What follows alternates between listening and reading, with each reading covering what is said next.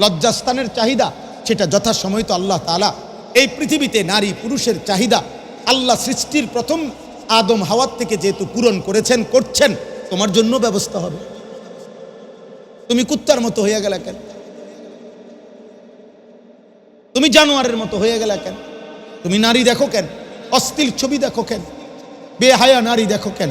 যেই নারীকে মোবাইলে অশ্লীল উলঙ্গ দেখো, নাউজুবিল্লাহ, শুধু লজ্জার জন্য নবীজি মনে করাই দিছে। এই জন্য বললাম, তুমি মাকে একবার কল্পনা করো ওইখানে।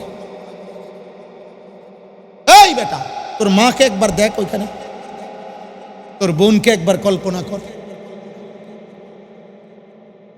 তোর কন্যাকে একবার কল্পনা কর, তোর ফুফি, তোর খালাকে একবার কল্পনা কর। নবীজি এটা বলছে।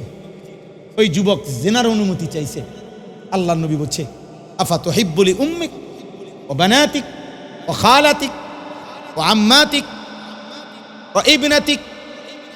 আল্লাহ নবী বললেন, যুবক, আমি তোমাকে 5টা প্রশ্ন করি, তুমি কি চাও তোমার মার সাথে কেউ জিনা করুক, তোমার বোনের সাথে কেউ জিনা করুক, তোমার মেয়ের সাথে কেউ জিনা করুক, তোমার ফুফুর সাথে কেউ জিনা করুক, তোমার খালার সাথে কেউ জিনা করুক? ক্বালা লা লা লা লা লা।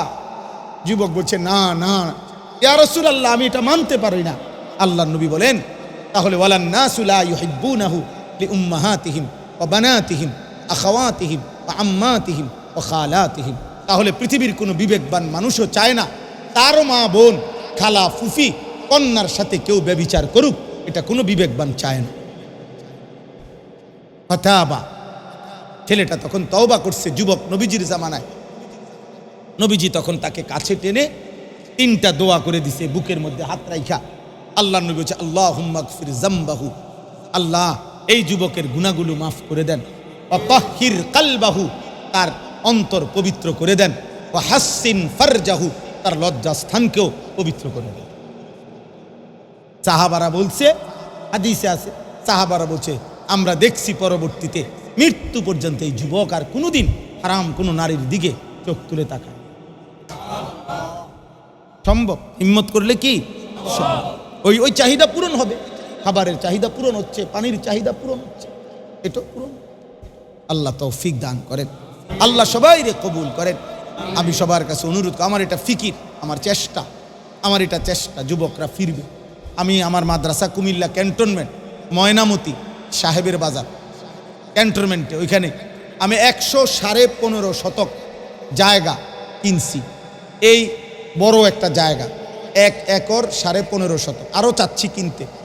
এই পর্যন্ত প্রায় 2,67 লাখ টাকার এই জায়গার দাম।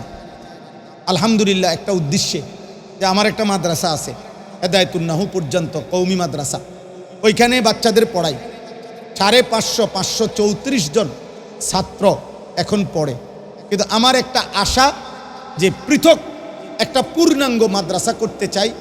সারা বাংলাদেশের কিশোর, যুবক, স্কুল, কলেজ, ইউনিভার্সিটির ছেলে, বয়স্ক, মুরব্বী, যে যখন পারে আসবে, ওইখানে যাবে, যার যেটুকু সময় নিয়ে দিন শিখবে। ওযু, নামাজ, সূরা, কেরাত, দোয়া, কালাম, যেটুকু হোক, যার যখন সময় হবে, যে আসবে যখন, দিন শিখবে তখন, যার সময় যতক্ষণ, দিন শিখবে ততক্ষণ। এটা আমার স্লোগান। ওই কাগজটাতে আমি একটা কাগজ হ্যান্ডবিল দেই লেখে, এটার মধ্যে এইটা কথাটা লেখা আছে। একটা উদ্দেশ্য শুধু, আলহামদুলিল্লাহ 2025 এবং 26 এই 1.5 বছরে আমরা আল্লাহর দয়ায় 3 মাস পর পর এখন আমরা এই কোর্সটা করি। মানে জেনারেল ছেলেদেরকে, লোকদেরকে ওযু নামাজ শিখাই 3 দিন করে। এই পর্যন্ত 1550 থেকে 1600 ছেলে, স্কুল, কলেজ, জেনারেল লোক ওযু নামাজ শিখছে। আলহামদুলিল্লাহ, আল্লাহর দয়ায়, আল্লাহর দয়ায়, আল্লাহর